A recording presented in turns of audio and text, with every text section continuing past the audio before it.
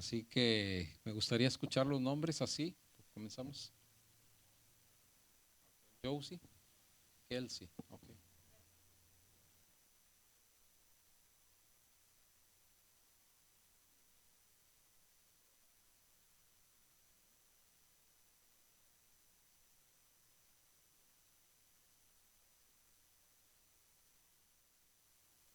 Bueno,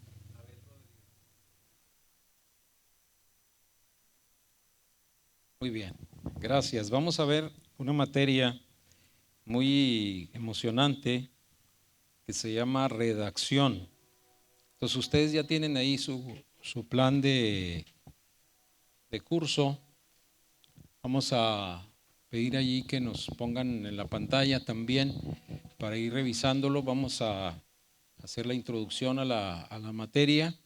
Vamos a ver algunos elementos muy importantes que ustedes pueden ver ahí que tenemos 5 temas para tratar hoy a lo largo de este día. Y primero vamos a hacer una oración, si son tan amables. Padre, por favor dirígenos con tu Espíritu Santo en todo lo que vamos a tratar. Inspíranos, motívanos, impúlsanos y saca de este lugar escritores y escritoras que te glorifiquen a ti en el nombre de Jesús. Amén. Bien, entonces, bueno, eh, aquí les presento algunos de los libros que hemos publicado. Es decir, vamos a hablar de la redacción, pero desde la autoridad en redacción, o sea,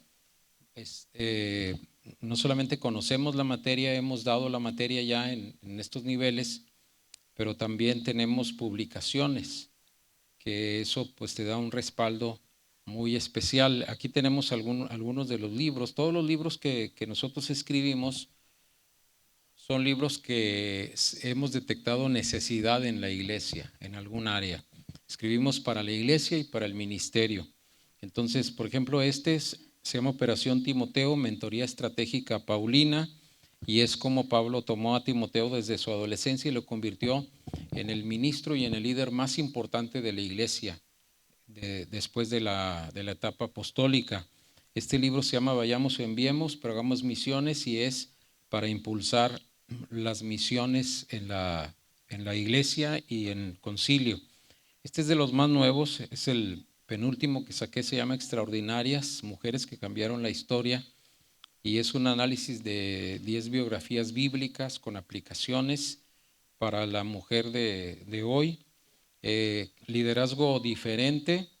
Este es el segundo, otro que se llama liderazgo competente, y el de liderazgo competente fue el primero que publiqué en esta materia, y son puras conferencias con las que yo capacitaba a los diáconos y al cuerpo ejecutivo de la iglesia, y luego otras conferencias para capacitar al distrito cuando fui superintendente de distrito, a los líderes, y aquí lo consigné para desarrollar líderes que no solamente tengan ganas, pero que tengan competencia, que hagan las cosas bien hechas y que tengan estrategias de crecimiento para su liderazgo.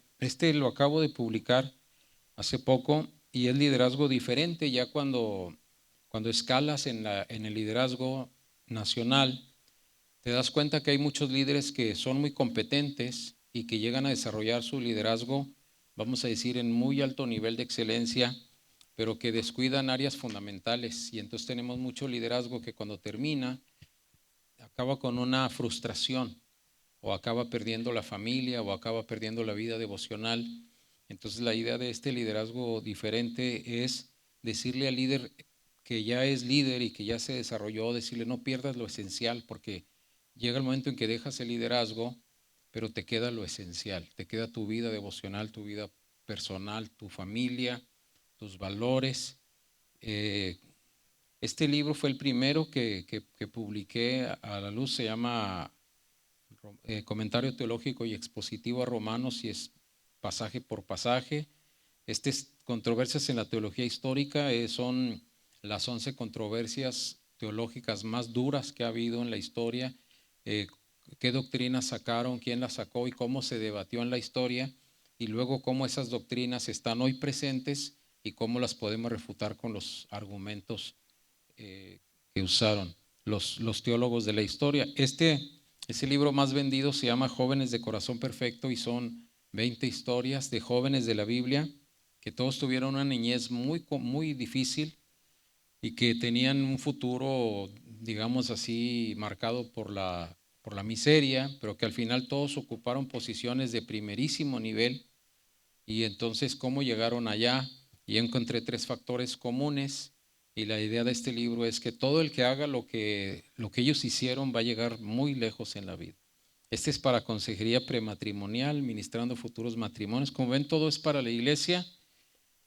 Creo en el Espíritu Santo, son sermones y conferencias para predicar en las campañas del Espíritu Santo, Pentecostés.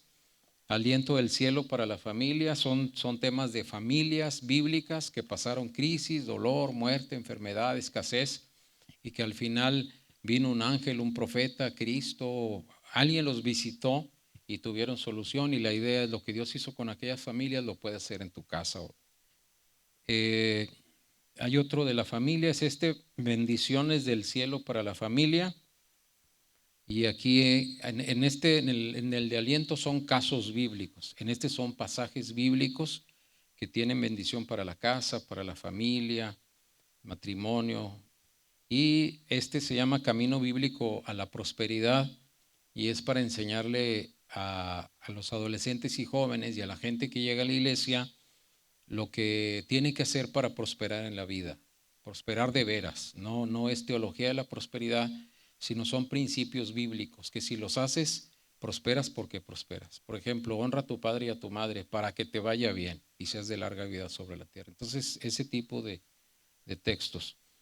Lo hice durante la pandemia, se llama Jonás, el ministerio en los entornos hostiles, y saqué bastante riqueza teológica de este libro y, y lo publiqué durante la pandemia, así que pues ha sido de mucha bendición también por las aplicaciones que tiene de teología. Es un libro muy rico en teología. Este se llama Principios para interpretar pasajes difíciles de la Biblia y habla de los textos esos que a veces nos confunden, ¿verdad? Por ejemplo, dice, Dios no es hombre para que mienta, ni hijo de hombre para que se arrepienta. Y luego Jonás dice, y se arrepintió Jehová. Entonces, por fin, ¿se arrepiente o no se arrepiente? Entonces, ahí vienen ese tipo de explicaciones. Lo escribimos Abel Flores, Gilberto Cordero y yo, trabajo en equipo. Yo escribí la parte teológica de lo importante que es en lo que uno desarrolla en la vida y en el ministerio, tener equipos de trabajo, no trabajar solo, sino hacer equipos. Y desde Dios aprendemos, porque Dios es un equipo, es el Padre, el Hijo y el Espíritu Santo. Y luego tiene equipos de ángeles, equipos de arcángeles, equipos de serafines, querubines, y luego tiene equipos proféticos, y luego tiene equipos que mezclan la profecía, el sacerdocio, el reinado, luego los apóstoles y así sucesivamente. Dios es un Dios de equipos. Y este libro se llama Filosofía, Teología y Práctica de la Educación Cristiana. Y yo publiqué este libro porque encontré que no hay libros latinos, pentecostales, que hablen de la filosofía de la educación, es decir, ¿qué es la educación cristiana? ¿Cómo se come y cómo se practica? Y entonces por eso escribí este libro. Y este es el último que acabo de publicar, Homilética, Hermenéutica y Práctica de la Predicación Expositiva. Este libro me compró los derechos ISUM y lo está dando a nivel licenciatura en todo el continente. Se está llevando este documento, de filosofía. Está en el CENCAM, que es el Sistema Educativo Nacional de las Asambleas de Dios para las materias de didáctica, y el libro de liderazgo competente está aprobado para la materia de liderazgo espiritual en México, pero también en el SEC, que es toda América Latina, están llevando este libro para la materia de liderazgo espiritual. Así que, pues Dios nos ha ayudado. Tenemos otros libros en proceso. Más o menos tengo escritos ya como unos 15 libros más. Ya estoy por publicar otro, que el primero que les enseñé se llamaba Operación Timoteo, Mentoría Estratégica Paulina, y estoy por sacar uno que se llama Operación Saulo de Tarso, Mentoría Estratégica de Bernabé. Voy a hacer libros pequeños de mentoría y cuando termine El plan es hacer un libro grande de mentoría porque no hay libros de mentoría. Yo soy profesor de la Facultad de Teología, nivel maestría, y no tenemos libros que hablen específicamente del tema de la mentoría, así desde el análisis bíblico. Este fue el primero que publiqué. De hecho ya no hay, solo yo tengo este. Pero este lo escribí cuando era estudiante de segundo año en el Instituto Bíblico, tenía como 18 años de edad y lo publiqué. Me ayudó un pastor de Monterrey que se llama Obed Barroso. Él tenía una imprenta y estaba imprimiendo los informes de Arturo Reyes Martínez, el papá del pastor Misael, y era superintendente. Necesitaba el informe y lo teníamos que traer a Laredo, a Nuevo Laredo, y entonces yo le hicimos un trueque. Yo le ayudaba a él a imprimir y a cargar y a trasladar, y él me ayudó a hacer este libro así en hoja de máquina, mimeógrafo, y la pasta, como ustedes pueden ver, es de carpeta simple. Y entonces hicimos este libro, lo vendí a 10 pesos, y con eso me fui a estudiar mi primer año de ISUM, de la licenciatura. Y no sé cuántos sacamos, quizá unos 300 o algo así. Los vendí rápido y ya con 2, 3 mil pesos me fui a estudiar la licenciatura. Y entonces ya con este son 20 libros. Pero tengo otros, siempre estamos escribiendo todos los días. La disciplina de un escritor es todos los días escribir algo, lo que sea. Pero no debe haber día de ayuno de escribir. Y entonces ya cuando formas la disciplina, pues vas estructurando y vas formando. Ahorita lo que hago yo es, por ejemplo, orar qué libro sigue de publicar. Y entonces escojo en oración el libro que voy a publicar según la necesidad, y entonces los demás los dejo ahí relegados. Publicar un libro generalmente es caro. Primero la parte de la redacción, pues es lo medular, ¿no? Cuando ya tienes el escrito, tienes que buscar un diseñador, tienes que buscar un editor y luego un impresor. Y entonces, dependiendo las cantidades que publiques, pues sí estás hablando de un gasto fuerte. En el caso mío, como les dije, saqué algunos 300 quizá, y ya ahorita las publicaciones que estamos sacando son de 10,000. Entonces ya eso representa un gasto muy fuerte a la hora de la impresión, del traslado y de la distribución. Donde quiera que vamos, entonces llevamos los libros, pero los libros se están vendiendo en Logos. Los que tienen biblioteca Logos pueden bajar los libros allí. Tienen 14 libros míos allí en Logos, y la venta promedio es de 5,000 libros que venden cada 3 meses.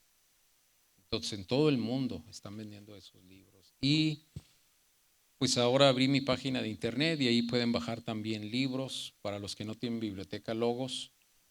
Así se llama, José M. Saucedo V, y allí pueden accesar y bajar PDF, el libro en PDF. Entonces, pero lo más importante siempre es que escribamos, ¿verdad? Y por eso esta materia de redacción, la clave aquí va a ser siempre que escribamos. Entonces, vamos a ver un poquito del plan de curso. Ustedes lo tienen allí, pero solo para revisar, y si alguien tiene alguna duda, pues entonces con toda confianza hacen las preguntas. Ahí tenemos la asignatura, se llama redacción, 1.25 unidades. Tenemos el texto, tenemos las notas que ustedes tienen allí, y pueden conseguir el libro de Hacia el arte de escribir de Floyd Woodward. Es un libro muy pequeño, la verdad, y es muy bueno porque te va diciendo paso por paso cómo empezar a escribir un libro, ¿verdad? Un ensayo básicamente. Y entonces les recomiendo bastante que lo compren porque es muy sencillo. Floyd Woodward es un hombre, fue un hombre muy pragmático, muy práctico.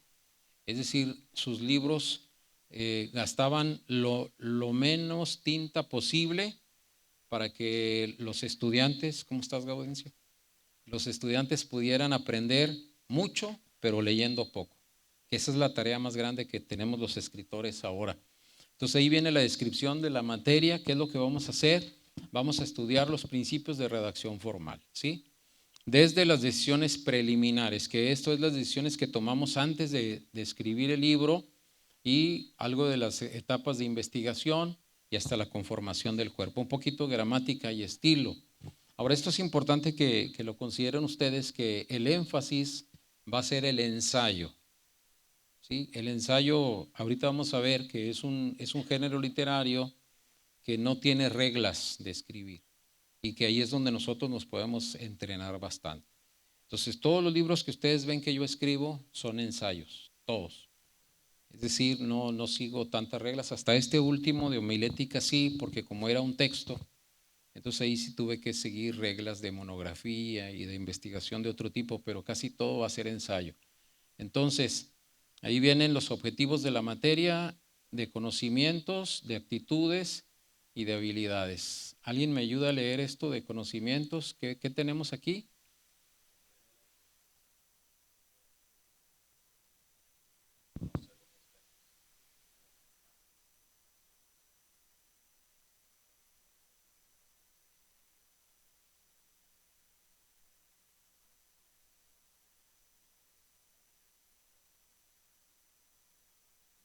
Bien, los vicios más comunes. Y actitudes. Otra persona, ayúdeme a leer las actitudes.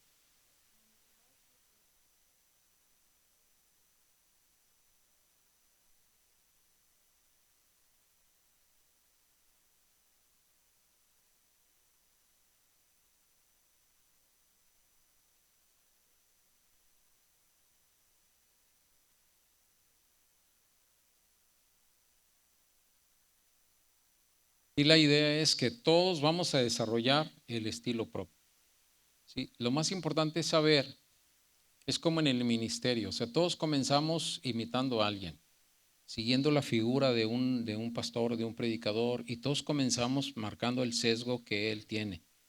Pero ya con el desarrollo de la práctica se va envolviendo la personalidad de uno en el ministerio y llega el momento en que tienes tu propio estilo. En la redacción es igual. Cada uno de nosotros tiene un estilo. Y es importante saber que el estilo que uno tiene es el mejor para un segmento de la población. O sea, hay gente que está esperando un libro con el estilo de ustedes, que no le interesa lo que yo escribo, porque no le gusta cómo yo escribo, o porque no le gustan las cosas que digo, los conceptos que vierto. Pero hay gente que quiere oír mis conceptos, pero con el estilo de otra persona. Y entonces siempre hay un estilo, es como la música, ¿verdad? Todos los géneros tienen su grupo de predilección. Y así es en la redacción también. Pero lo más importante es desarrollar el propio estilo. Ahora, de habilidades, si alguien me ayuda ahí con las habilidades.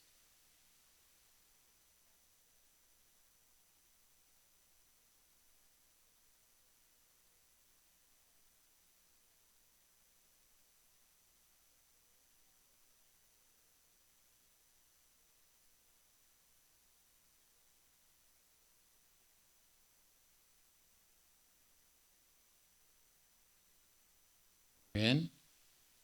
Y aquí vienen los temas que vamos a tratar. Son 5 temas en el contenido de la materia. Antes de esto, no sé quién nos mide el tiempo para saber cuándo cambiamos de hora y el receso también. ¿Quién mide el tiempo? Aquí.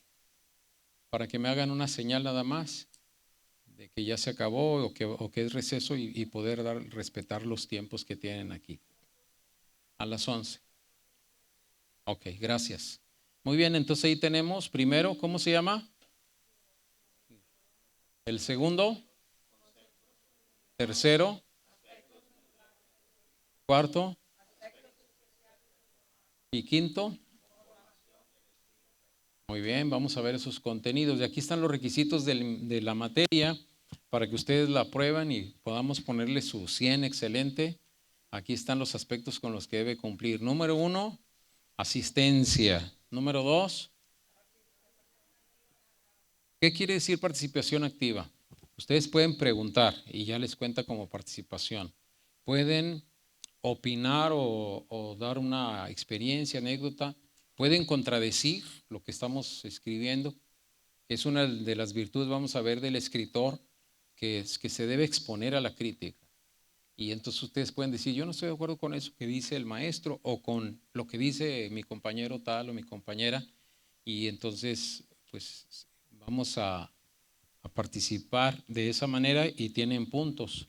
La otra es mero responsabilidad en la entrega de tareas, que ustedes ahí se van a dar cuenta que tienen 2 tareas, ¿sí? No sé cuántos ya las avanzaron, y también tienen 2 ejercicios, que eso también va a contar los ejercicios en clase. Y esto es para aquí le solicitamos a la facultad del Instituto Bíblico que le señale, pero vamos a revisar un ensayo de 1500 palabras. No es tanto, no es tan largo, es un documento corto, pero aquí les van a señalar para cuándo lo tienen que entregar y ya con eso se va a completar la calificación. Ahí están la carga que tienen en la calificación, los criterios. O sea, solo por venir ya tienen 20 puntos ahorita, ganados. Luego, participación, ¿tienen otros? 20. ¿Ya tienen cuánto? 40. Y luego, las tareas, ¿cuánto valen? 30. Entonces hay que hacerlas, ¿verdad? Y los ejercicios valen 10 y el ensayo va a valer 20 puntos. Entonces, si ustedes se fijan, tiene mucho que ver con la disciplina, es decir, tenemos el 60% en cosas que hay que hacer, ¿verdad? De tareas, de ejercicios y el ensayo, pero va a ser muy fácil sacar una buena calificación, muy buena calificación. De hecho, casi siempre nosotros ponemos, si se fijan ustedes, no hay examen, no hay nada de eso, pero la carga está en la cuestión de la disciplina y tampoco es así como complicaciones grandes las tareas ni los ejercicios. Los ejercicios los vamos a hacer aquí en la clase, así que esos los van a sacar los 10 puntos con la mano en la cintura. Ahí viene una bibliografía que también está integrada en sus carpetas para libros de redacción. Muy bien, allí está. Por ejemplo, ahora dice que deben entregar la tarea 1. No sé cuántos ya le hicieron. Sí, tenemos un correo aquí donde mandar las tareas. Ah, bueno. ¿No tienen un correo y que de ahí me las descarguen? Podemos mandarle a ese correo. ¿Quién ya la hizo? Levante la mano. Bueno, la mayoría ya. Entonces los demás le van haciendo ahí mientras que van escuchando también. La tarea 2 es para la segunda hora, y luego van a escoger un tema del ensayo para la tercera hora, que ya más o menos vamos a ir viendo qué es el ensayo, y ustedes van a tener un tema y una justificación. Y luego aspectos especiales de formato, vamos a hacer el ejercicio 1 y al final vamos a entregar el ejercicio 2 también, lo vamos a hacer. Así que tengan lista su carpeta en la primera tarea, comiencen a llenarla allí, son cosas muy sencillas. ¿Preguntas hasta aquí?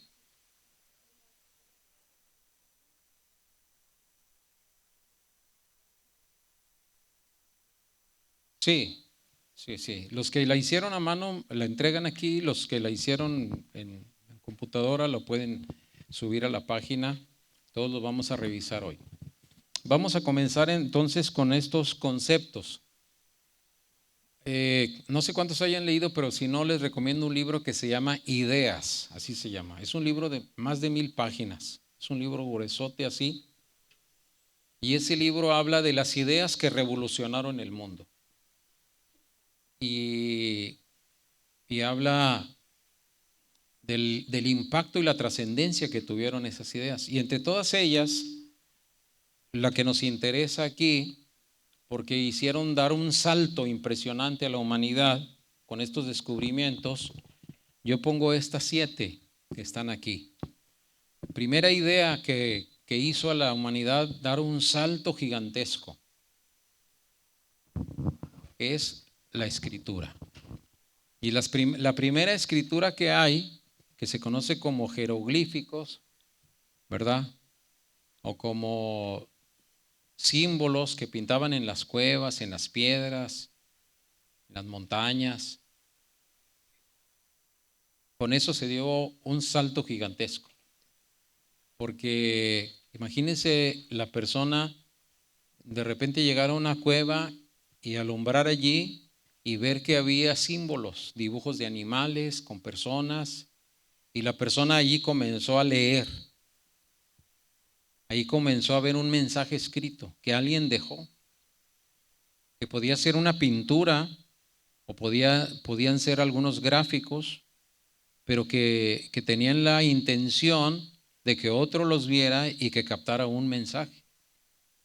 Y ya de ahí la gente, cuando descubre eso, le habla a los demás y los lleva a que vean esas pinturas o esas gráficas, escritas en piedra, que debieron escribirse con cincel, con fierros, con otras piedras, y entonces debieron haberse pintado con algunas pinturas como son los antiguos de sangre, o pinturas de flores, de algunos extractos de la naturaleza, pero que ya decía, ven a ver lo que está acá, y entonces iban y se quedaban impresionados, porque ahora alguien les dejó un mensaje allí que podían ver, a veces historias contadas con dibujos. El segundo salto es cuando se inventan los alfabetos, ¿verdad? Los sumerios dicen, pero ya para el tiempo bíblico tenemos que escribían los sumerios, escribían los caldeos, escribían los egipcios, y entonces ya nosotros tenemos textos, el alefato, por ejemplo, que es el abecedario o el alfabeto hebreo, ¿verdad? Tenemos el alfabeto griego también, y que ya desde tiempos muy antiguos se comienzan a escribir documentos. Por ejemplo, en la Biblia se habla de documentos que en el tiempo de Moisés cita ya documentos muy antiguos, como el libro de Jacer de las batallas, como libros de profeta Enoc, que estamos hablando de muy cerca de la creación ya, pero que ya tienen un alfabeto y que ya tienen letras y que ya tienen textos que otras personas pueden leer y que pueden enseñar. Y entonces, después de eso, el tercer paso es la literatura, cuando ya se empiezan a escribir libros, ensayos. En la Biblia tenemos cronistas. ¿Quién escribió el libro de los reyes? El libro de las crónicas, los libros de Samuel, el libro de Esdras, lo escribieron cronistas, ¿verdad? Que ya Moisés es el gran escritor porque consignó en un documento el Pentateuco que llamamos ahora, pero ya es un libro de texto. Y entonces nosotros ya tenemos literatura o tenemos libros y textos completos. De todo tipo, tenemos crónicas, tenemos salmos, que son canciones, poesías, y después de eso tenemos otra mega idea que es la biblioteca, porque entonces los reyes comenzaron a armar sus espacios donde tenían sus crónicas y donde guardaban los libros que iban encontrando. Y ya las bibliotecas se conocen como centros de estudio, que tienen colecciones de textos y que la gente puede ir a consultar o hacer investigaciones, que se relacionaban casi siempre con cuestiones que tenían que ver con astrología, por ejemplo, que era de las ciencias más estudiadas. Acuérdense que cuando llegan los cautivos allá, Daniel fue maestro y jefe de magos, astrólogos, caldeos, que todos ellos observaban las estrellas y consignaban por escrito los descubrimientos que iban teniendo. También para ese tiempo hay libros de medicina y hay libros de religión sobre todo. Dicen que la mayoría de los libros que se publican allí tienen que ver con religión. La medicina enfocada a la religión, la astrología enfocada a la religión. Las crónicas eran de los reyes y eran religiosas también. Y entonces pues es un salto muy grande que hasta hoy tenemos las bibliotecas. Luego el quinto es la imprenta, porque antes publicar un libro pues era sumamente caro. También cuando se inventó la imprenta era muy caro, pero no tan caro como cuando Pablo escribía una epístola. Era un ojo de la cara, te costaba comprar la tinta. pergaminos, no se diga los de antes que trabajaban en pieles.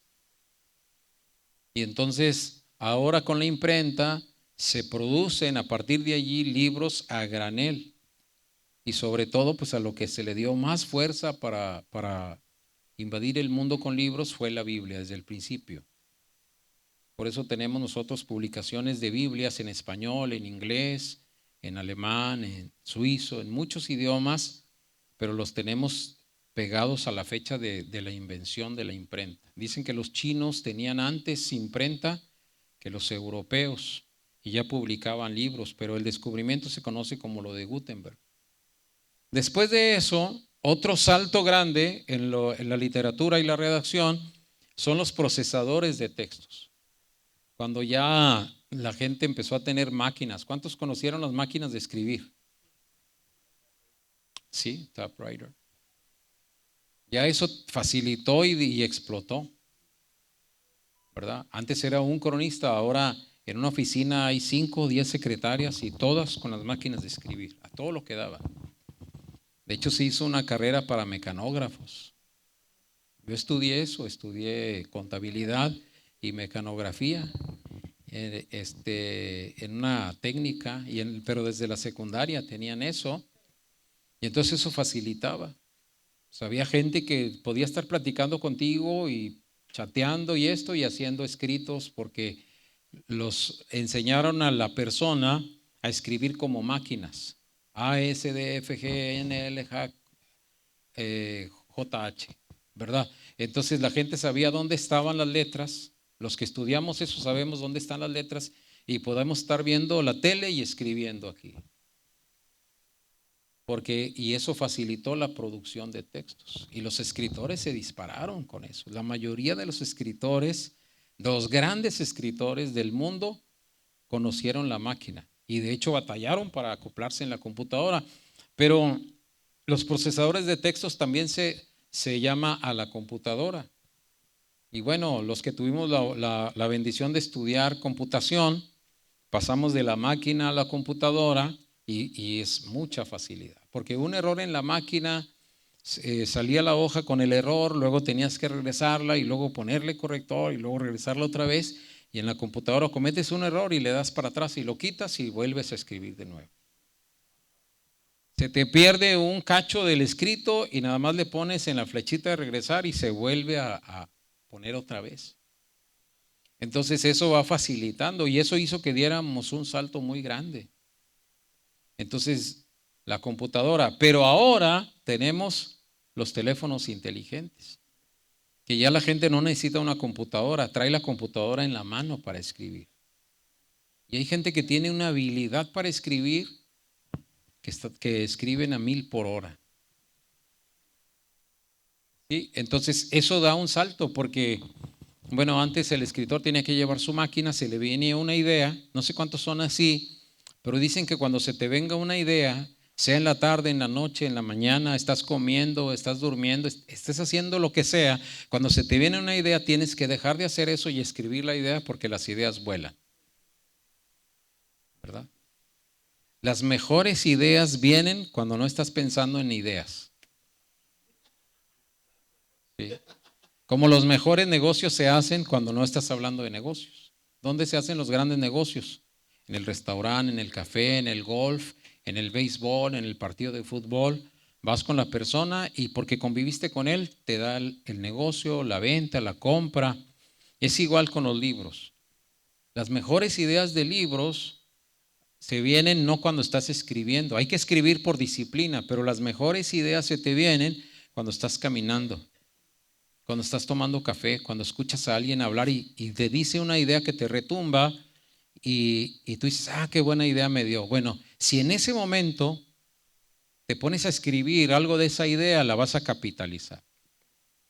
Si no, le vas a tener que decir, oye, ¿qué fue lo que dijiste? Y te va a decir, no me acuerdo. Lo que dijiste de eso es que no me acuerdo. Lo que hablamos, pues que hablamos de muchas cosas, pero lo que dijiste de esto, y ya la idea se difuminó, porque las ideas se capitalizan en el momento. Estás dormido, levántate. Estás orando, se te viene una idea, deja de orar, escribe la idea y vuélvete a orar. Porque si estás orando, se te vino la idea, puede ser que el Espíritu Santo te la dio.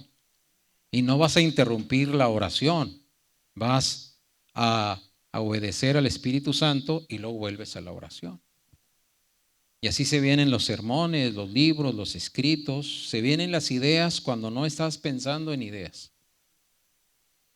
Pero, pues ahora con el teléfono, por ejemplo, aquí tengo yo mi teléfono, todos los días produzco textos, no hay día que yo no genere un texto, por lo menos un texto, a veces genero 2 o 3, todos los días escribo sermones, a veces 1, a veces 5, a veces 10. Entonces llega el momento en que tengo sermones que nunca voy a poder predicar. ¿Y qué hago? Pues los comparto con ministros. Entonces mis sermones se predican en Nueva York, se predican en Chile, se predican en Colombia, en todo México, en Estados Unidos. Y gente que me dice, oye, ¿no tienes un sermón sobre esto? Y le paso el mío. Y ya cada quien le pone su propio estilo y lo arregla. Pero siempre estamos generando ideas. Todas estas que ustedes ven aquí son ideas que cuando se me vienen, aquí las anoto. Aquí está. Y pueden ser ideas vagas que dice uno, no, pues no está tan bueno, pero después tiene una esencia.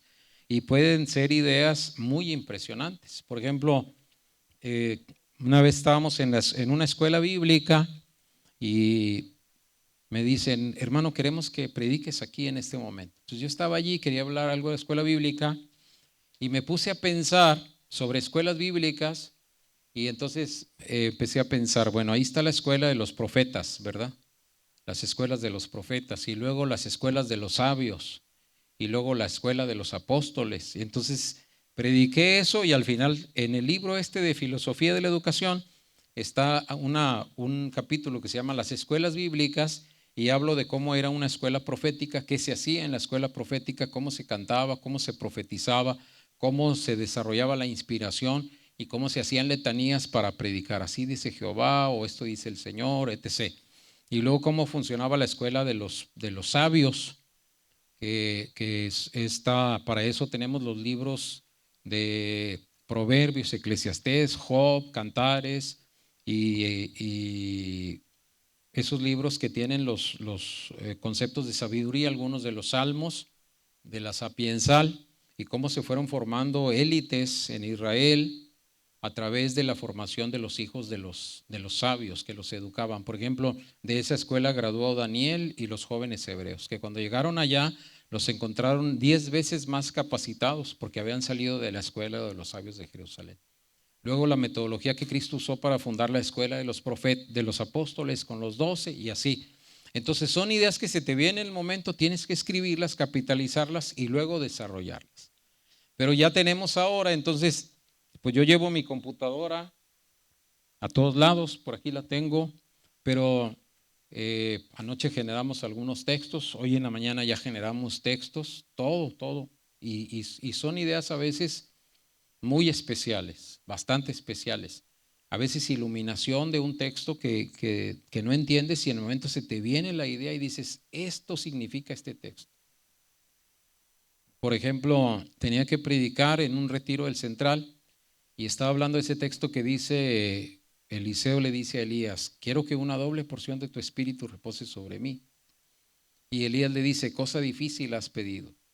Yo decía, ¿por qué le dice cosa difícil has pedido? Y andaba, y nunca se me llegó la idea mientras estaba estudiando. Me salía a cortar la hierba y ahí se me vino la idea.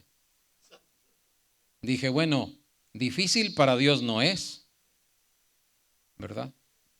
Difícil para Elías no es, nomás como profeta delegar. Entonces, ¿dónde estaba lo difícil? En Eliseo. Que Elías no le veía a Eliseo el tamaño ni las capacidades, como diciendo, estás pidiendo más de lo que mereces o de lo que has demostrado hasta ahorita, te falta mucho. Es decir, lo difícil estaba no en que Dios se lo pudiera dar o que el profeta se lo pudiera, sino si aquel se lo había ganado o no, ¿verdad? Porque pues lo que yo tengo me ha costado mucho, pero tú no le echas tantas ganas como yo espero. Entonces cuando se me viene esa idea, la capitalizo y a la hora de la predicación, predicas desde la iluminación, pero para llevar esa idea ya la tienes que escribir, si no, ya se te va la onda. ¿Entiendes? O sea, hay que escribir. Entonces, en ese sentido, pues los procesadores de textos nos facilitan. Donde se te venga la idea, ahora, más fácil todavía. ¿Por qué? Porque hay gente que le pone en el micrófono y no tiene que escribir, nada más dicta. Y se escribe ahí, es un procesador de textos que habla desde tu voz. Y entonces el otro avance que hizo dar un salto a la humanidad es la megared, lo que llamamos Internet. Porque ya con eso todos tenemos acceso al conocimiento.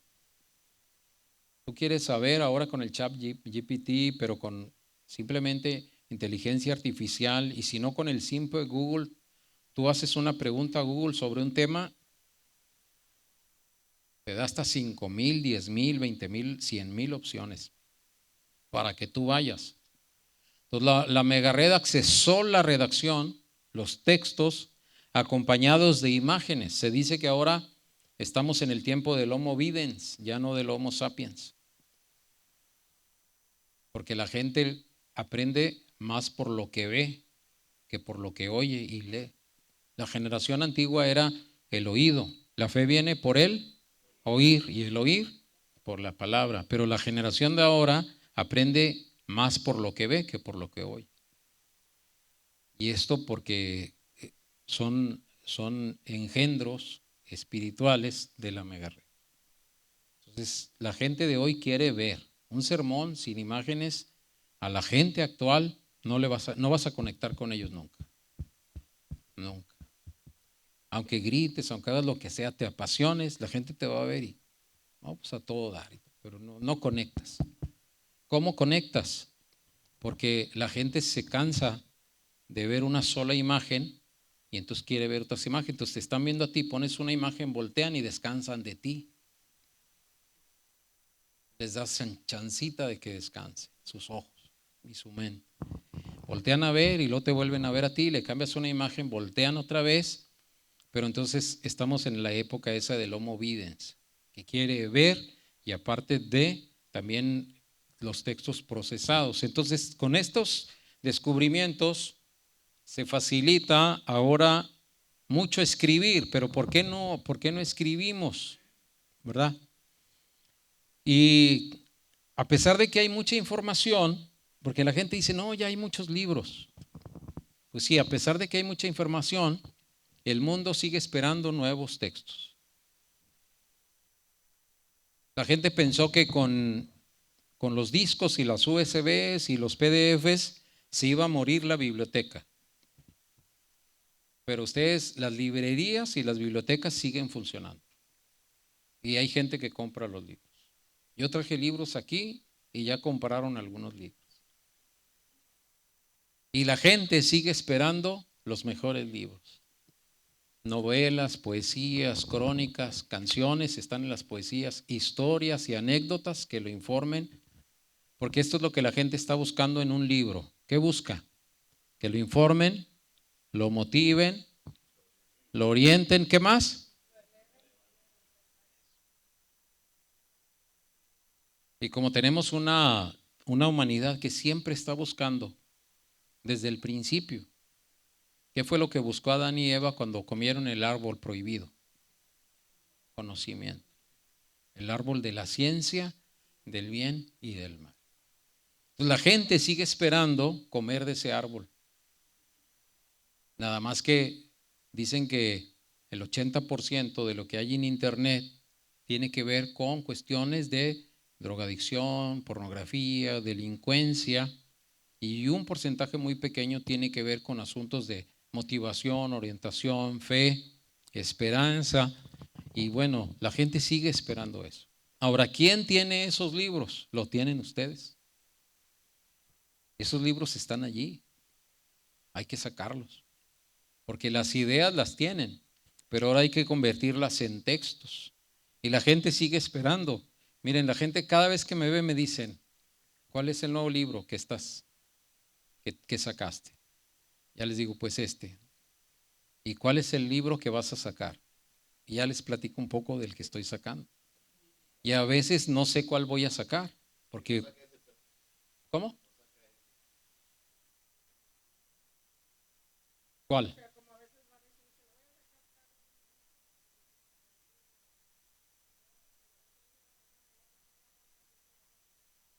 No, porque cuando yo termino de publicar un libro, sí, termino de publicar un libro, por ejemplo, ahorita el libro de homilética es el más nuevo.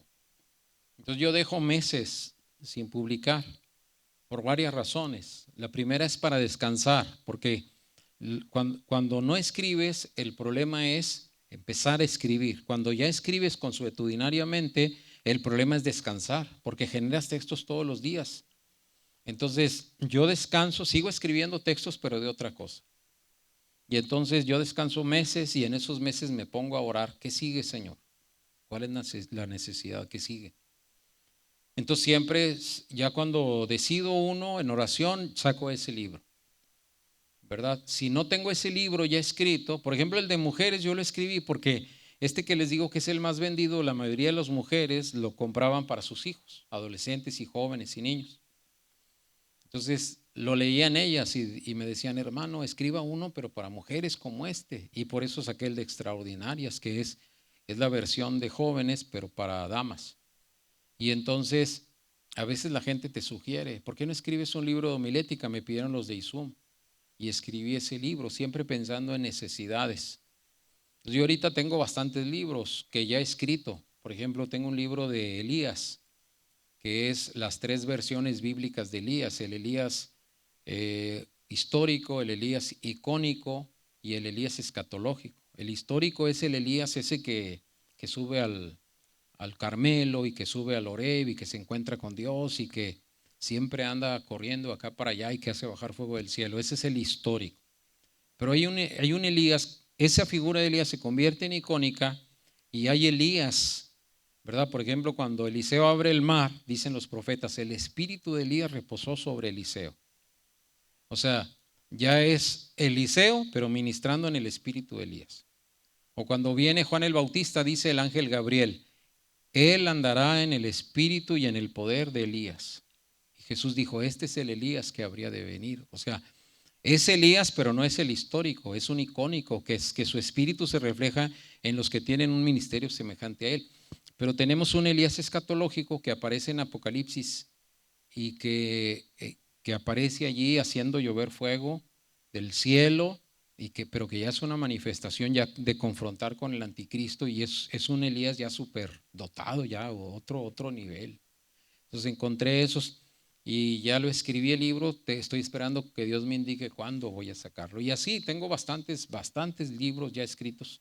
Yo digo que un promedio de 15 libros ya tengo escritos y que solamente estoy orando. También, ¿por qué descanso? Por lo económico. El sacar un libro a veces te puede descapitalizar, pero así yo vendo el libro, saco la inversión, después saco algo de ganancia y con la ganancia publico el siguiente libro. Entonces no estoy generando dinero, pero no estoy gastando dinero en los libros. Y entonces yo ahorita estoy en el momento de estabilidad. Hay autores que ya están ganando bastante dinero con eso. Pero yo estoy en un momento ya de estabilidad, o sea, ya publicar un libro no me descapitaliza. Ya dominé esa área y, y tengo esto, pero entonces ya hay un grupo de gente que es adicta a mis libros. O sea, ya, por ejemplo, yo saco un libro y un promedio de 2,000 personas lo compran en automático, ya sin preguntar si está bueno o no, nomás saqué un libro y me lo mandan pedir o me encuentran en un lugar y me lo compran así, rápido. Entonces, antes para sacar la inversión yo tardaba 2 años, luego 1 año y medio, luego 1 año, luego 6 meses. Y este último libro de homilética, en 4 días de concilio, saqué toda la inversión. O sea, pues estamos en ese nivel, pero la gente está esperando, por ejemplo, si yo estoy hablando de que 2,000 personas compran un libro mío eh, y tenemos en el concilio, no sé, 600,000 personas, quiere decir que hay cientos de miles de personas que no leen mis libros porque no les interesan, porque están esperando un libro de otra persona con otro estilo, con otras ideas, ¿me entienden? Con otra carga semántica y con otra pasión.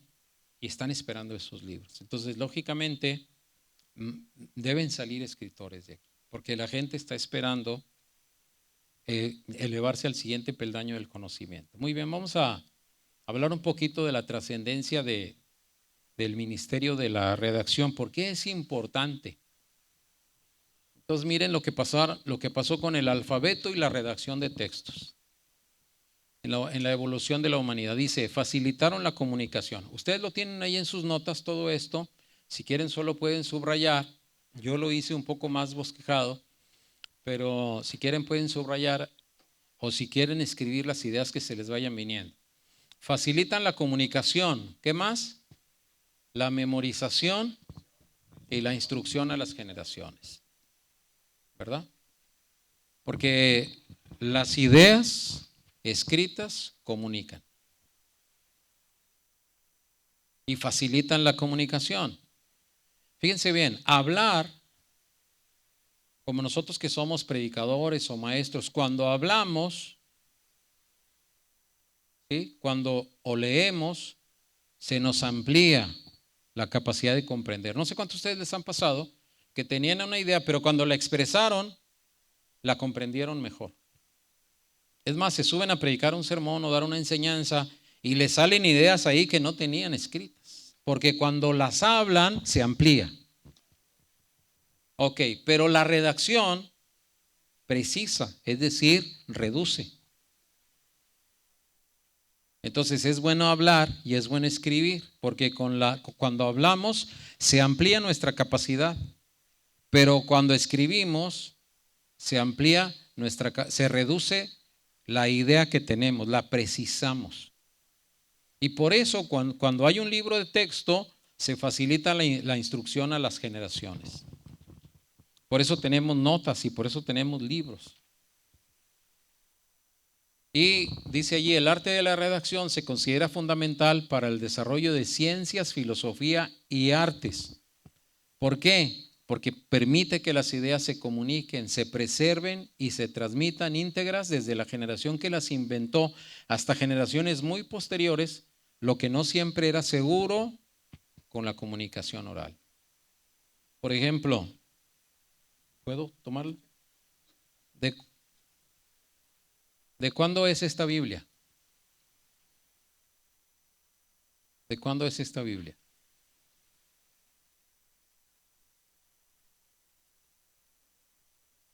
¿Sí? ¿O de cuándo es? Dice versión Reina Valera 60. 1960. Ahora, si ustedes abren la explicación que viene adentro, siempre dice revisada por las sociedades bíblicas y luego dice otra revisión es 1909. No sé cuántos alcanzaron la versión de 1909. Pero dice que es revisada por Cipriano de Valera y la originó Reina. Reina la escribió en el 1500, en los 1500. Valera la revisó en los 1600. Las sociedades bíblicas la volvieron a revisar en los 1800 y luego la revisaron en los 1900. O sea, esta Biblia en español tiene 500 años de existencia. Y estamos leyendo así. Yo ya leí todas esas. Ya leí la del oso, que es la de 1569. Ya leí la del cántaro, que es la de 1602. Y ya leí la de 1909. Y ya leí la 60, ya leí la actualizada, la 2000. Es decir, todas las reinas valeras que hay, las he leído, gracias a Dios. Y cuando ustedes ven la Biblia de Casiodoro de Reina, estamos leyendo exactamente la misma que el 60. ¿Cuál es la diferencia entre la de 1569 a la 60 que leemos ahorita? Sí, pero se llama actualización. Es decir, las palabras de aquel tiempo ya no se usan. Por ejemplo, cuando uno lee la del cántaro y la del oso, cuando se refiere a hombres, dice, los que mean en la pared. Así dice. Dice, llegó David a la casa de Nabal y encontró 300 hombres, 300 meantes a la pared. Pues no vas a decir eso en este tiempo, te corren. Entonces ahora dice varones. ¿verdad? Y ahora, dicen que cada 20 o 30 años se necesita una actualización, porque la 60 ya no es actual. Nadie de nosotros dice, vosotros sois para que aprendáis. Nadie habla así de nosotros. Ese es un lenguaje ya arcaico ya. Ahora la nueva versión internacional ya usa términos nuestros. A mí me gusta esta para base, sí, pero uso versiones viejas y actuales. Que esa es la combinación. Ahorita vamos a ver un poquito de eso, que lo viejo te genera como valores y te genera ideas gigantes y lo actual te genera el nivel de comprensión, de conexión. Entonces siempre hay que tener Biblias viejas y Biblias nuevas para estar en un equilibrio y que mantengas los valores, pero que tengas la capacidad de conectar. Entonces en ese sentido, la comunicación oral pues es insegura. No sé cuántos han leído la Biblia y se encuentran con que dice la Biblia, así dijo Jehová, y te dice un texto. Y luego en otro libro dicen, como dijo Jehová el profeta tal, y le cambian. En el Evangelio de Juan, por ejemplo, dice Juan, Cristo dijo esto, y luego más abajo dice, como había dicho antes, y ya le cambió. Porque la comunicación oral puede perder su precisión con el transcurso de los tiempos. Pero la precisión escrita no. La precisión escrita guarda las ideas hasta las generaciones. Por ejemplo, nosotros ahorita estamos oyendo hablar a Dios, a Moisés, como si hablara Dios en español, ¿verdad? Nadie de nosotros dice Vayomer Adonai el Moshe. Todos decimos, y Dios habló a Moisés. Todos decimos así. ¿Qué es lo que hace que esa idea se haya preservado? La comunicación escrita. Entonces, ¿qué es lo que va a hacer que nuestras ideas se preserven? Que escribamos. Un sermón dura 50 minutos, una hora máximo, 40 o 30, y la gente dice, qué bonito sermón. Pregúntale 2, 3 días después a ver qué te dice de qué predicaste. Hermano, qué bonito predicó el domingo. ¿De qué prediqué, hermano? ¿Quién sabe, hermano? Pero se sintió bien padre. Sí, así dicen. Dice, hermano, qué bonito sermón. ¿Le gustó, hermano? Sí. ¿Y de qué prediqué? No sé, hermano, pero predicó, pero se sintió bien padre, pesado. Así. Pero un libro, si dicen, tú dijiste esto, a ver, aquí está lo que dije. Esto es lo que yo dije. Es decir, las ideas se preservan intactas. Por eso los que quieren trascender, escriben aparte de predicar. ¿Me entienden? Porque si no, las ideas se van a quedar y se van a morir con ustedes. Entonces, pues ahí tenemos nosotros bibliotecas. Dicen que Alejandría llegó a formar la biblioteca más grande y más poderosa del mundo. Casi todos eran libros de religión, ciencia, magia, porque a la sabiduría antes se le llamaba magia también. Cuando vean magos no quiere decir que los que aparecen palomas y eso, nada que ver. Cuando dice que fueron magos a visitar a Jesús se refiere a sabios, estudiosos, de otro nivel. Estaban ante los reyes y Daniel fue jefe de todos ellos. Daniel fue astrólogo y fue adivino también y todo eso. A nosotros nos da miedo saber eso, pero eso es lo que dice la Biblia, ¿verdad? Fue jefe de todos ellos. Muy bien.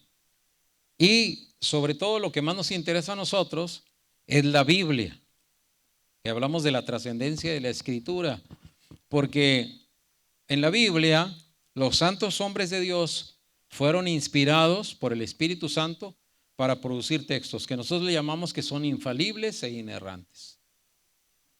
¿Y cómo conocemos nosotros a Dios? ¿Cómo conocemos su nombre, sus tiempos, sus formas de revelación? ¿Cómo? Por lo que escribieron los escritores bíblicos. Y por ellos podemos armar una estructura doctrinal y reconocer a los héroes de la fe y a los antagonistas. ¿Cómo sabemos que Judas fue malo? Que Balaam fue malo, porque alguien lo escribió, si no, no supiéramos, ¿verdad? Y solo sabemos, esto es clave, de aquellos de quienes escribió. Lo demás lo ignoramos. ¿A dónde fue Bartolomé a ministrar? un apóstol de Cristo. Pues digo, hay muchas cosas que se dicen, ¿no? Los apócrifos, pero no sabemos nosotros en general nada de ellos, ¿sí? Todo lo que sabemos, lo único que sabemos es que de aquellos de quienes escribió. Los milagros que hizo Jesús, los milagros que hizo Pedro, los que hizo Pablo, los recorridos. Lo de Pablo, ¿a quién se lo debemos? A Lucas. Lo de Pedro, ¿a quién se lo debemos? A Lucas también. Si Lucas no hubiera escrito, nos hubiéramos quedado con el Pedro que negó a Cristo y que al último fue restaurado por la misericordia. Pero el Pedro ese tan elevado, tan extraordinario, lo sabemos porque Lucas quiso escribir de Pedro. Entonces, ¿cómo conocemos a la samaritana? Pues que era una mujer X, ¿no? En su tiempo. Pero ¿cómo la conocemos? Porque a Juan le interesó la plática que tuvo Cristo con él. Y hay muchas ideas y publicaciones sobre la samaritana, ideas gigantescas. La vez pasada oímos un sermón de Alejandro Carranza sobre la samaritana. Ya ven que dice Jesús, llama a tu marido, y ella dice, no tengo marido, y Jesús le dice, bien has dicho, no tengo marido, porque 5 maridos has tenido, y el que ahora tienes no es tu marido. Y todos nosotros de ahí salimos para decir que Cristo le reveló sus pecados y que esto y aquello. Y dice Alejandro Carranza, pero miren hermanos, hay mujeres que tienen uno y ya después ya nadie las quiere.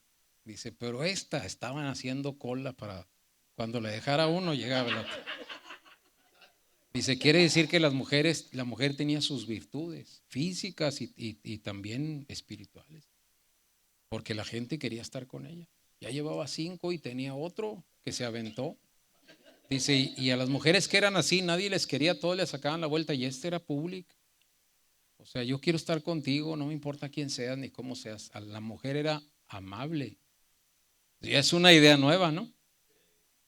Pues allí están, las ideas están en la gente, solamente hay que sacarlas, pero solo sabemos de quién se escribió. ¿De quién vamos a saber en un futuro? Es todo.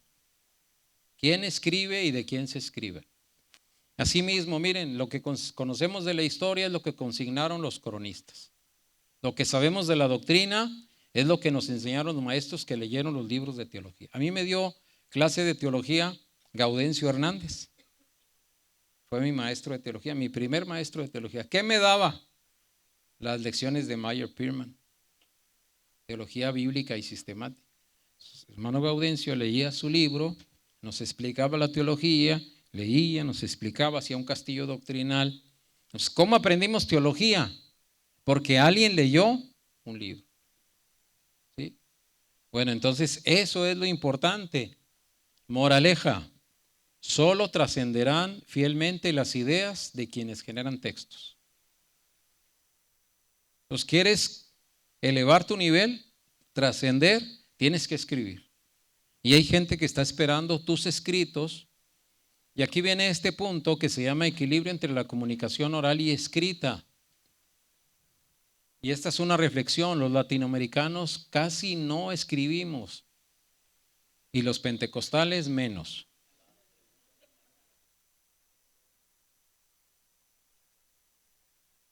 Tenemos miles de millones de iglesias, pero no tenemos teólogos pentecostales latinoamericanos.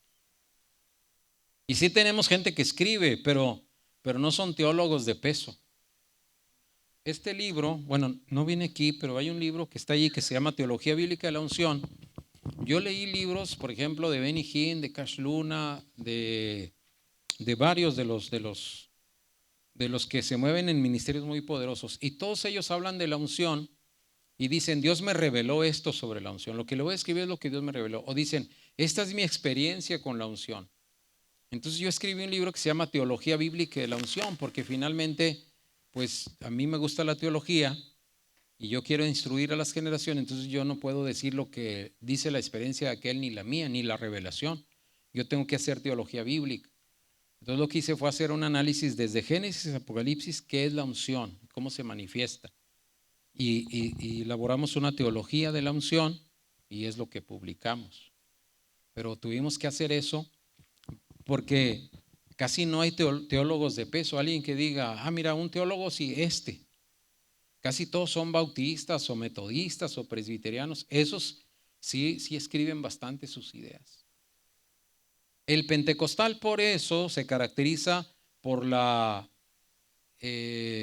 digamos así, falta de uniformidad. Y entonces nosotros no tenemos una teología definida. Otros dicen que el pecado nuestro es que siempre decimos el qué, pero nunca decimos el cómo. Por ejemplo, le decimos a la gente, tenemos que vivir en santidad, porque Dios ordena que vivamos en santidad, porque sin santidad nadie verá al Señor. Y la gente, amén, aleluya, gloria a Dios, amén, vivamos en santidad. Pasen aquí los que quieran vivir en santidad. Oramos por ellos, se van. Y la pregunta es, ¿y cómo viven en santidad? Y ya cada quien le dice, no, pues no te cortes el pelo así, no te vistas así, no te peines así, no uses esta ropa. Entonces casi nadie de nosotros sabe qué es la santidad porque no se ha escrito sobre el tema en nuestros medios. Estos son temas vacíos que están allí. Y nosotros entonces no tenemos publicaciones de pensadores que marquen un rumbo y que digan, a mí me interesa este rubro, la administración de la iglesia o la santidad o las virtudes teológicas o las perfecciones de Dios o Jesucristo o el Espíritu Santo. Escoger un tema y decir, aquí me voy a profundizar y voy a escribir. Y entonces, ¿cuál es la razón? Viene ya el último. La razón es que en los institutos bíblicos el énfasis que se da es entrenar oradores.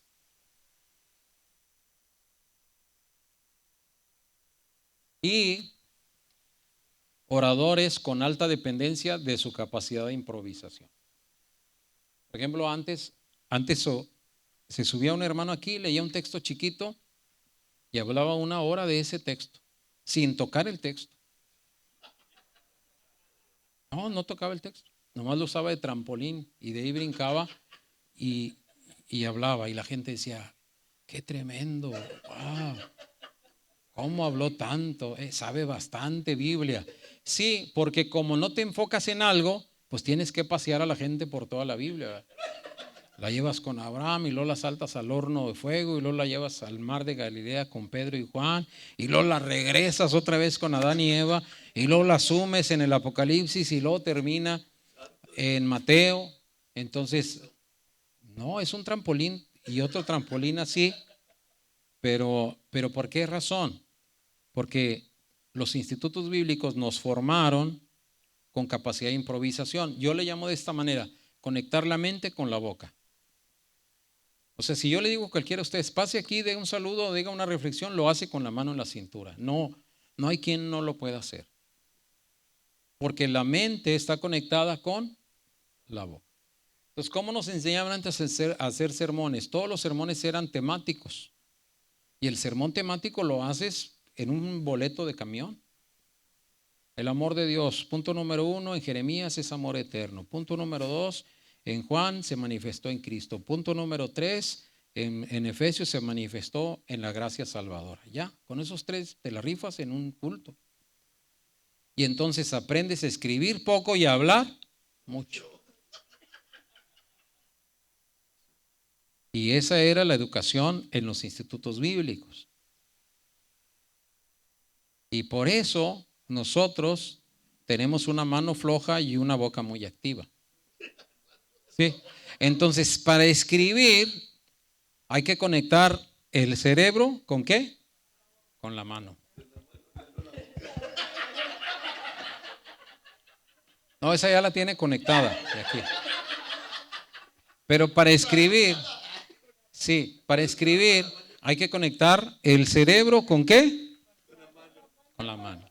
De manera que cuando tú te sientas a escribir, lo hagas con la facilidad con que hablas. Por ejemplo, sin pensar, yo puedo ahorita sentarme aquí un tema y empezar a escribir una lección de lo que sea, de lo que sea. Puedo hacer una lección en 50 minutos o 1 hora. Puedo hacer un cuerpo de texto largo en un espacio muy corto. ¿Por qué? Porque yo estoy conectado, pues ya yo tengo escribiendo desde los 18 años, tengo 53 años. Entonces, ya tengo esa conexión, entonces yo me puedo sentar a escribir, a escribir, a escribir. ¿Qué les recomiendo a ustedes si no están impuestos a escribir? Que hablen y que vayan escribiendo, como si estuvieran predicando. Así como que, hermanos, Dios los bendiga. En esta hora les quiero hablar sobre el pasaje de Naamán. Naamán era esto, esto, esto, esto. Como si le estuvieran predicando. Tienen un grupo imaginario y ustedes empiezan a hablar y a escribir hasta que ya puedan hablar menos y escribir más. ¿Me entienden? Y entonces la disciplina y todo van a formar ustedes esa conexión del cerebro con ¿qué? Con las manos. Exacto, ven. Y aquí nosotros tenemos estos ejemplos. La Biblia, mayor fuente de inspiración, pero serían tan fuertes el judaísmo y el cristianismo sin el respaldo de la revelación plasmada, las letras por los agiógrafos. ¿Saben qué es un agiógrafo? Agios, santo, grafos, escritura. Un agiógrafo es el escritor sagrado. Y la reforma protestante, ¿por qué llegó tan lejos?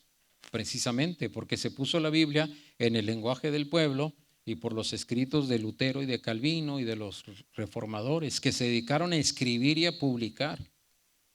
Lutero publicó un libro que se llamaba La Gran Ramera y hablaba de la iglesia católica como si fueran el diablo y la bestia y la prostituta del Apocalipsis y así.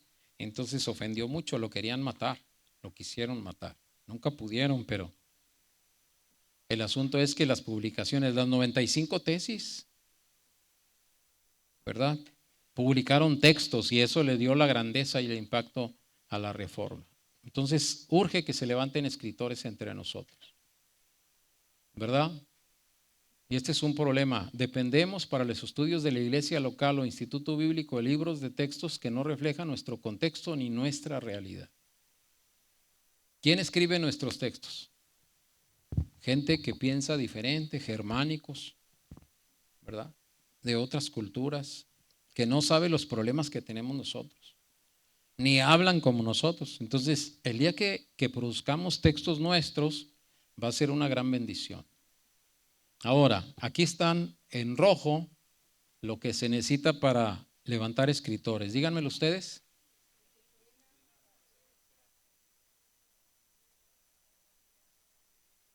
Ahí está. Disciplina. Todos los días les dejo de tarea, escriban algo, corto o largo, pero escriban algo. Importante o irrelevante, pero escriban algo. No siempre tengo que escribir cosas impresionantes. Escriban de cómo se levantaron en la mañana. Esta mañana me levanté con el pie izquierdo. Me tropecé en esto, me cayó mal esta persona, fui a una oficina y la persona era muy grosera. Todo eso les va a ir dando la capacidad de escribir. Cuando llegue una idea buena, ustedes ya van a estar entrenados. ¿Sí me entienden? Todos los días hay que generar textos. Y eso, la capacidad de recibir críticas. Yo no publicaba libros, es que yo veía que otros publicaban libros llenos de errores, de ortografía y sí. O sea, yo decía, para escribir como este y para escribir como este. Así decía yo. Entonces vino Floyd Woodward, el autor del libro de texto, a mi casa y me dijo, ¿por qué no escribes un libro? Y le dije yo, mira, te voy a ser sincero, mira este libro, mira, pues para escribir estas cosas mejor no. Entonces él me dijo, no, él me dijo, ellos son mejores que tú. ¿Por qué? Dijo, porque ellos, con todas sus deficiencias, se atrevieron a publicar. Y tú por miedo a la crítica no te atreves. Ellos son mejores que tú.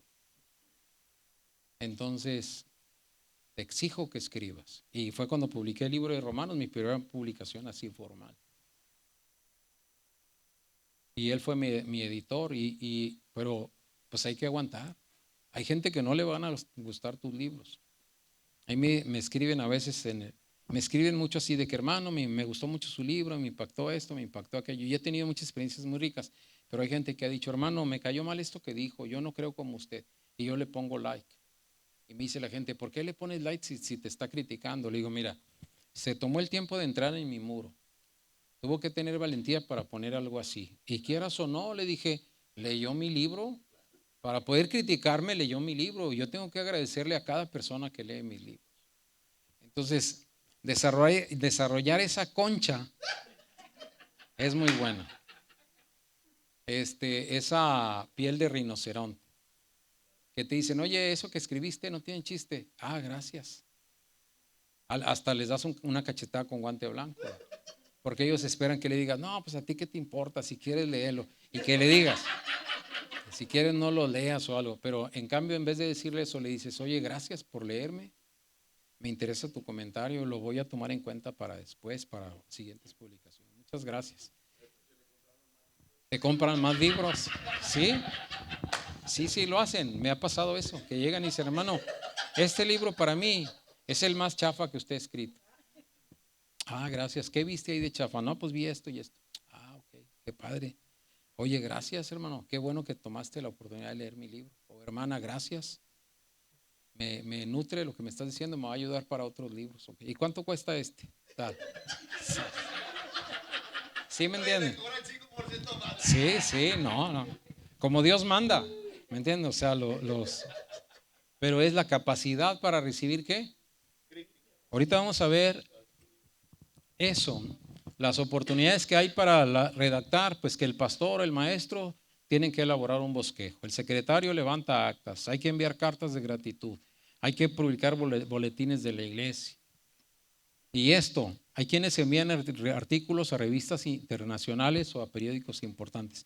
Yo les invito para que cuando vean algo que no les gusta de un periódico, manden un comentario y los periódicos lo publiquen. A mí ya me ha pasado. Y le digo, yo no estoy de acuerdo con esto. Lo publican. Es el derecho de réplica que se llama. Y bueno, yo he tenido la bendición de que escribí en la revista Conozca, se distribuía en todo el mundo en las asambleas de Dios. Y me publican allí desde 1994 hasta la fecha. Publican mis artículos, todo lo que yo mando lo publican y también pues en revistas y seculares y religiosas y todo. Muy bien, vamos a ver esto antes de la salida, las decisiones preliminares. Dice que la clase se enfoca en el género del ensayo. ¿Cuáles son las características del ensayo? Dice ahí.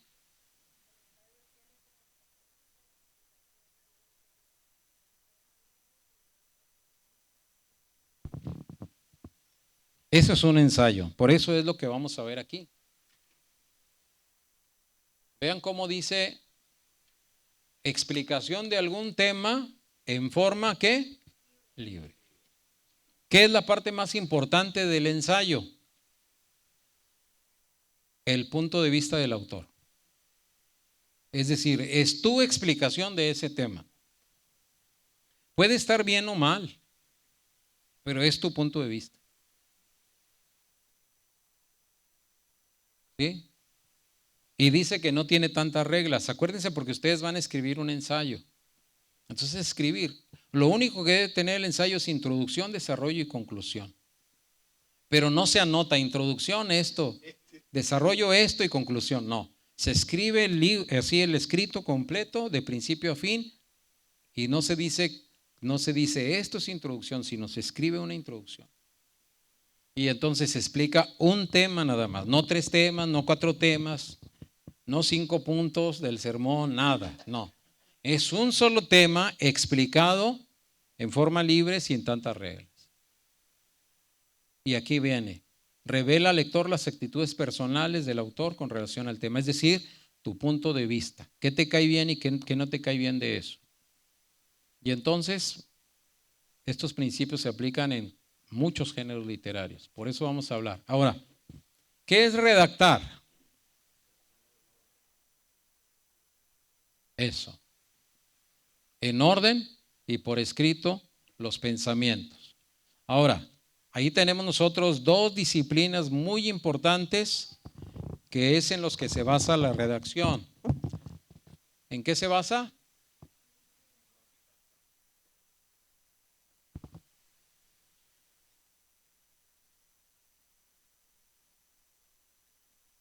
Lógica y qué más.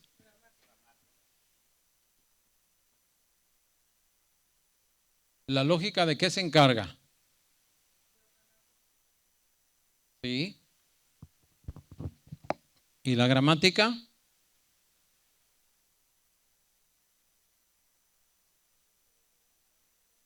Muy bien.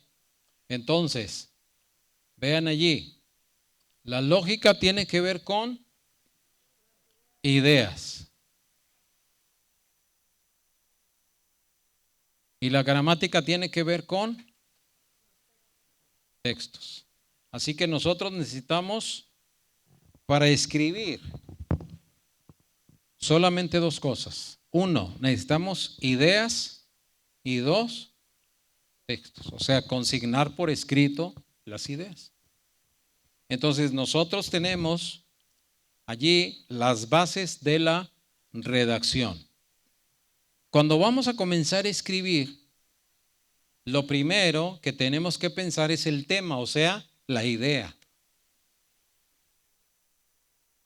Y entonces me pregunto yo, ¿qué? ¿Qué quiero escribir? ¿Cuál es la idea que quiero manejar? Ahí sería ¿qué? ¿Ok? Después de preguntarme qué, allí empiezo a decir específico. Por ejemplo, la oración, ¿es algo específico, sí o no?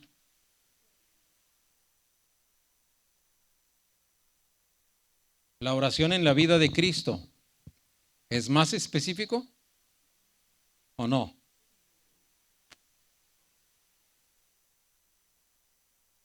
Los géneros de la oración en el Nuevo Testamento, ¿es más específico? Entonces, entre más pueda delimitar, es más específico. Ahora, vean ustedes ahora. La segunda pregunta es el lector. Y ahí me pregunto, ¿quién o a quién? Igual debe ser específico. Por ejemplo, si hablo de lectores cristianos, ¿es específico? No, porque pues puede ser católico, los testigos de Jehová también son cristianos. Pero si digo cristianos evangélicos, más específico. Ahora si digo cristianos evangélicos universitarios de las iglesias, de las asambleas de Dios en Laredo, más específico. Así debe ser. El problema de nosotros para escribir es que pensamos en un tema muy general. Entonces tenemos que reducirlo. Escribimos. ¿De qué quiero escribir? ¿Qué les interesa a ustedes? Díganme a alguien algo que le interese, un tema que le interese. Liderazgo, eso es muy general. Ahora díganme más específico. Liderazgo en el ministerio infantil es más específico. Ya. Díganme lo más específico todavía.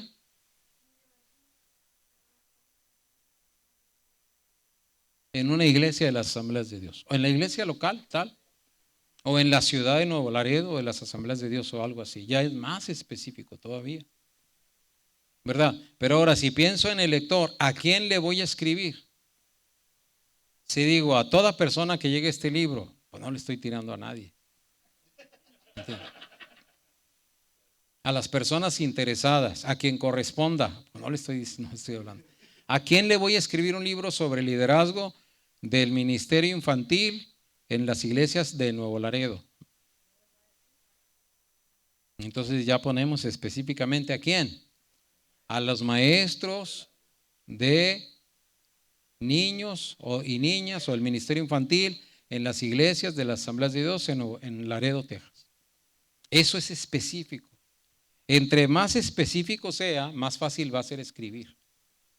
Y también voy a tener más puntería. Y entonces hay que reconocer bien a los escritores. Lo otro es el propósito.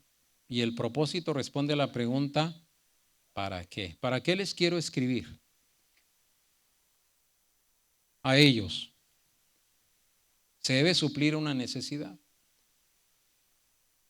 ¿Para qué les voy a escribir a los maestros del ministerio infantil de las asambleas de Dios en Nuevo Laredo o en Laredo? ¿Para qué? ¿Mejoría de qué? Bueno, ok. se debe suplir una necesidad, se debe tener el objetivo de impactar al lector en determinada área de su existencia. ¿Sí? Entonces, ¿en qué me voy a enfocar? Me voy a enfocar, yo les recomiendo que si van a escribir, por ejemplo, para el liderazgo de ministerio infantil, solo piensen en una idea, después piensan en otra, pero solo en una. Vamos a decir que las vamos a capacitar en la visión de Dios para el desarrollo de su ministerio. ¿Sí? Y escribimos sobre eso. No piensen en otra cosa más que en eso. Luego las queremos capacitar en la pasión a la hora de instruir y escribimos otro sobre ese tema, la pasión a la hora. Y después que terminemos eso, escribimos sobre las competencias que debe tener esa persona para enseñar, apto para enseñar. Y entonces, yo nunca escribo pensando que voy a escribir un libro, nunca. O sea, los libros han salido cuando ya amontoné varios artículos o ensayos sobre un tema. Pero nunca pienso en escribir un libro. Y me he fijado que los que quieren escribir un libro, pensando en escribir un libro, se atoran mucho. Siempre dicen, quiero escribir un libro. ¿Por qué no le escribes? No, es que no pienses en un libro. Piensa en una enseñanza nada más. Piensa en un ensayo. Piensa en un artículo. Cuando ya tengas 5 artículos o 6 sobre ese tema, ahora piensa en completar un libro. Y así le hago yo.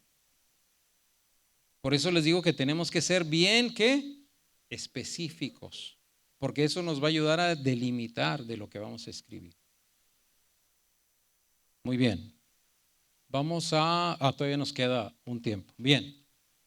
Aspectos medulares del escrito. Si tienen preguntas hasta aquí, por acá, por este lado. Muy bien. Aspectos medulares del escrito. Primero, vamos a tener que hacer lo que se llama la elección del tipo de texto que mejor acomoda. Entonces, nosotros tenemos 2 tipos de texto que ahí vienen. Uno se llama destacados y textos fluidos. Les voy a dar una parte atrás para enseñarles la diferencia entre un texto destacado y uno fluido.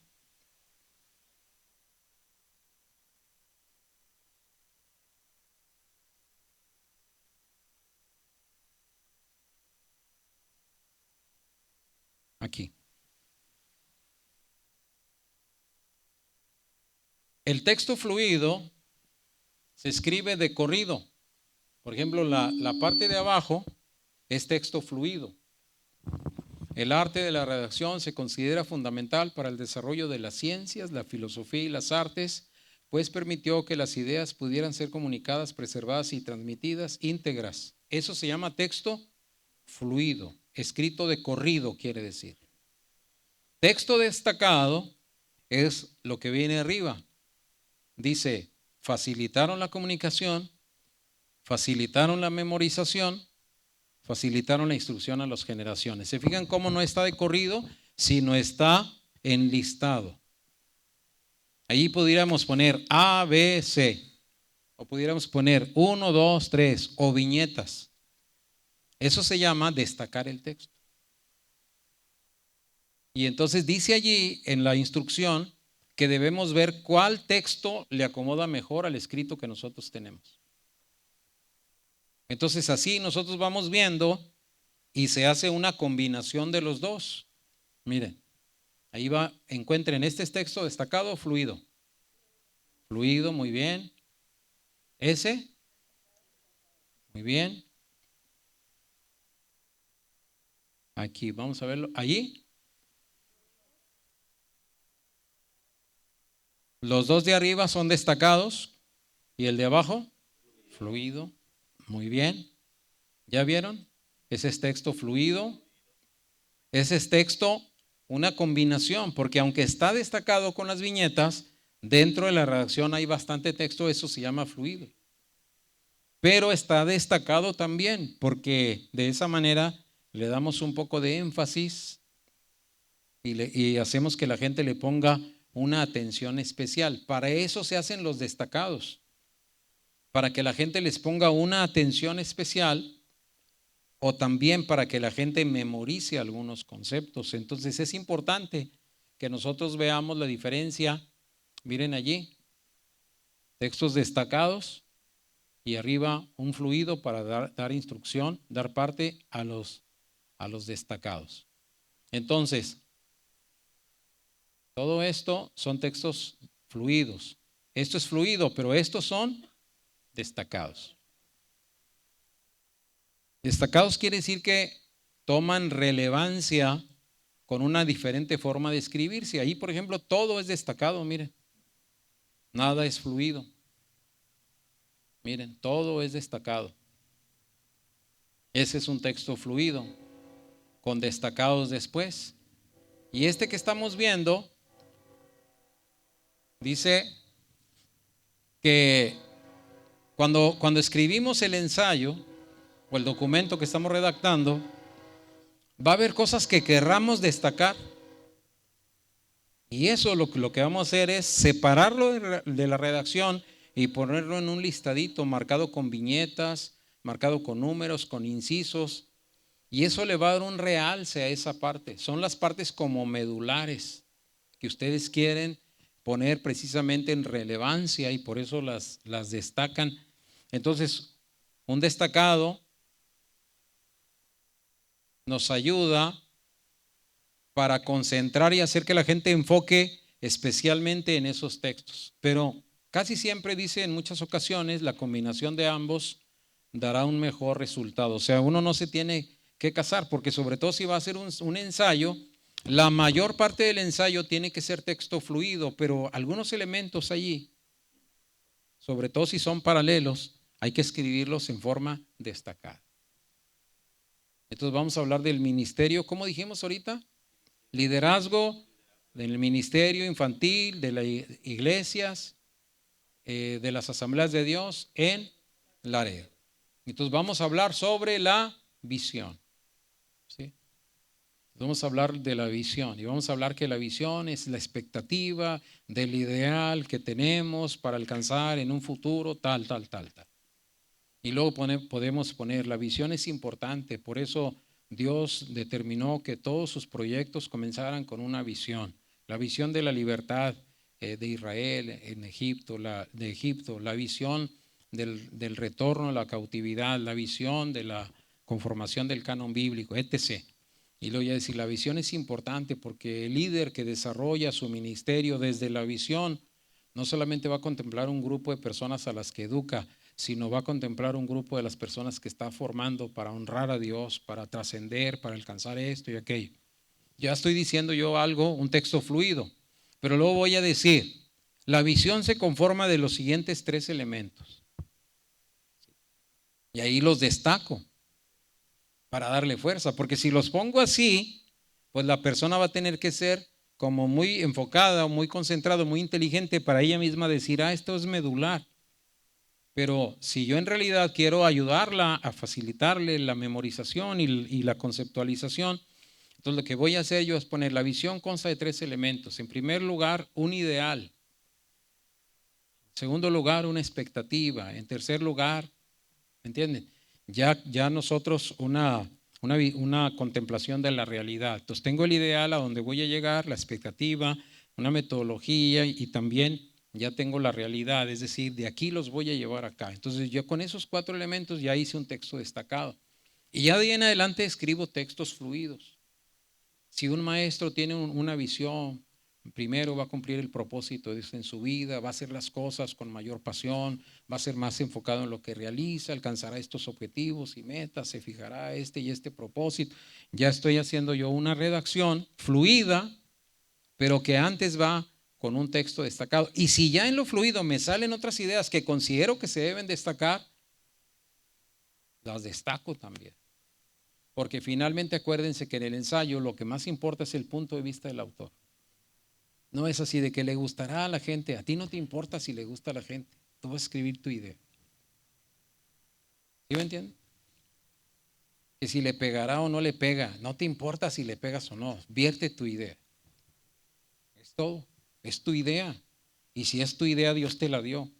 Y si tú tuviste la valentía y la osadía, invertiste tiempo, dinero, esfuerzo en publicarla y en comunicarla, pues tu idea. Tú crees en eso y tú lo estás proyectando. A alguien le va a gustar, a otro no le va a gustar, pero el que lo tome y se sirva de ella, te lo va a agradecer. Vas a trascender a través de eso. Entonces, ¿pero qué hay que hacer? Escoger si voy a usar un texto, ¿qué dice ahí? Fluido o destacado. Y ya a partir de ese momento comenzamos a escribir. ¿Qué necesito entonces? Díganmelo. ¿Alguien de memoria? ¿Qué necesito? Un tema. ¿Qué más necesito? El lector. La idea es el tema. Sí. El propósito. ¿Para qué lo voy a escribir? ¿Sí? Ahora, voy a comenzar a escribir con esas cosas en mente. Aquí vienen otros elementos, por ejemplo, la justificación. ¿Por qué? Y tengo que escribir un párrafo que diga por qué quiero escribir eso. Porque considero que existen algunos vacíos importantes que, de ser llenados, satisfarían la necesidad de nuestras hermanas de una mayor capacitación, una mejor visión, mayor claridad en lo que hacen y en cómo sirve lo que hacen. Es decir, tú tienes que justificar por qué lo quieres escribir y después de eso una proposición, que todos saben qué es eso porque estudiaron homilética, ¿no? La proposición es el núcleo o el sermón en miniatura. Y entonces ya tenemos eso y comenzamos a escribir. ¿Qué es lo que sigue? Un bosquejo.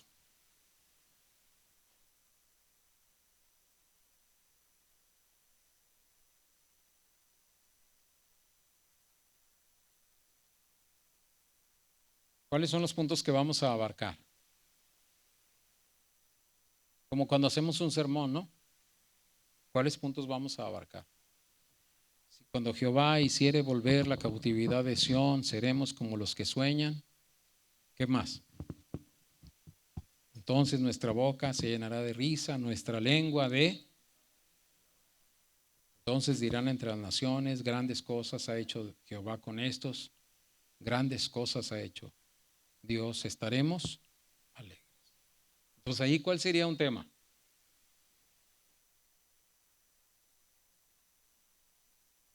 ¿Cómo? Fíjense, cuando Jehová hiciere volver la cautividad de Sión, seremos como los que sueñan. Puede ser, pero el concepto sueño ahí es importante, como anhelo de, ¿verdad? Un sueño de libertad es el tema, está muy bueno eso. Pero entonces el primer punto sería hablar como la realidad, porque está hablando desde la cautividad. Cuando Jehová hiciere, o sea que mientras no haga estoy cautivo. Entonces podemos hablar de la tragedia de la cautividad. Puedes soñar, pero tu realidad te dice que estás atado, estás cautivo, imposibilitado, dañado. Ese sería el segundo, ¿verdad? Porque el primero es la realidad. Cuando Jehová hiciere volver, seremos como los que sueñan. Ahorita no.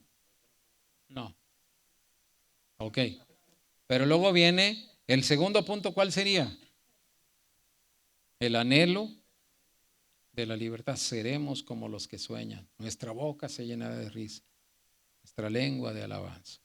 Y luego dice, entonces dirán entre las naciones, grandes cosas ha hecho Jehová con estos, grandes cosas ha hecho Jehová. Entonces dirán entre las naciones, ¿qué es eso? Entonces ya sería el testimonio de la libertad. Ya sería el punto 3. Primero hacemos los puntos, no es así. En la redacción, hermano, no sucede así de que, a ver, me viene el punto 1 y luego la A, la B y la C. No sucede así. No sucede así. Ni en los sermones sucede así. Yo no estoy con que no va a llegar al 2 hasta que cumpla la A, la B y la C. O sea, no, si haces eso te vas a atorar siempre. Lo primero que se hace son los puntos principales, porque esos son los cabezales. Y ya cuando termines los 3, ahora vamos al primero y entonces decimos, ¿cómo dijiste, Gabencio? La libertad. No, la primera, la de la cautividad. La tragedia de la cautividad, así. Inciso A, ¿vamos a definir qué es una tragedia o no? Inciso B, ¿vamos a definir qué es una cautividad? Inciso C, vamos a ver cómo pegan estas dos juntas en el alma del hombre para que esté desalentado, ¿verdad? Y ahí la llevamos, vamos al diccionario y ponemos lo que, según el diccionario tal, ya vamos haciendo cuerpos de escritos. Bueno, ya es hora de descansar, vamos a descansar un rato.